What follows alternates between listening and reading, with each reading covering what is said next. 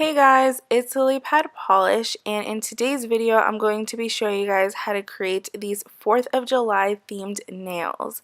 So when you're watching this or when I upload this, it's probably already the 4th, so happy 4th of July, and I'm so sorry that it's late. I wish I had uploaded this earlier, but I hope that you guys enjoy this video anyway. And as you can see, I themed my nails accordingly to the American flag. So if you guys want to know how I created this mani, then just keep on watching.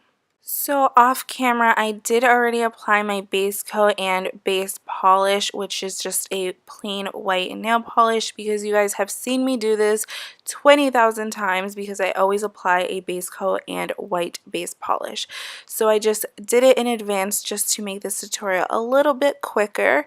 But once my base polish was all nice and dry, I was ready to go in with the blue polish, and that's the top part of the flag with the stars, of course. And for this part, I actually used an Art Deco nail polish with a thin brush, so that's what I'm using. I usually use acrylic paint when I'm doing nail art like this, but for this part I decided that this shade of blue was just perfect, and it's in the shade Sapphire. I'll have this as well as everything else that I use down in the description box below. And then I'm just cleaning up a little bit of the mess that I made when I applied it. And as you can see, I did apply it in a curve because I didn't want it to just be a plain straight across type of flag. I wanted it to look like sort of like it was breezing through the wind, if you know what I mean. So it's a little folded, a little curved. And then underneath that, I did use red acrylic paint to do these stripes, and I made them a little thicker just because, as you guys know, I haven't painted my nails too often, so I feel like my freehand skills are a little bit rusty, so they're not the best. So I just made the red lines really thick so that I didn't have to make as many. And because I decided that the blue was just a little too plain for me, I decided to spice it up a little bit and add some glitter. This is Starrilly's Ho Ho H2O, and once that was dry, I decided to apply some yellow stopper polish to make the surface of my nail tacky and ready for stamping. So here we're going to be using Beauty Big Bang's stamping plate in XL007, and as you can see, this is a unicorn themed stamping plate, and you guys are probably wondering, why in the world would you need a unicorn stamping plate for the 4th of July? But I was trying to look for a stamping plate that had the best stars because I cannot draw stars to save my life. It just won't happen. So I found this stamping plate and it has tons of stars to choose from, so I decided that I would try this one out, and it ended up working really well. And of course, this is a brand new and never used stamping plate with the blue film on it, so of course we have to remove that. And I love filming this part because it's just so satisfying, like, wow, a new clean stamping plate. I love it. So we're going to be using this image right here with tons of stars. I tried using the smaller stars just to make it a little bit more clumped together, but I really didn't like the way it ended up looking like, so my main focus was on the larger star at the top. So I just took a piece of tape and removed any of the smaller stars because, as you can see, it just didn't come out really crisp, whereas the big star did. So what I ended up doing was I just focused on trying to get the bigger star of the image stamped, and then I just ended up stamping every single star individually.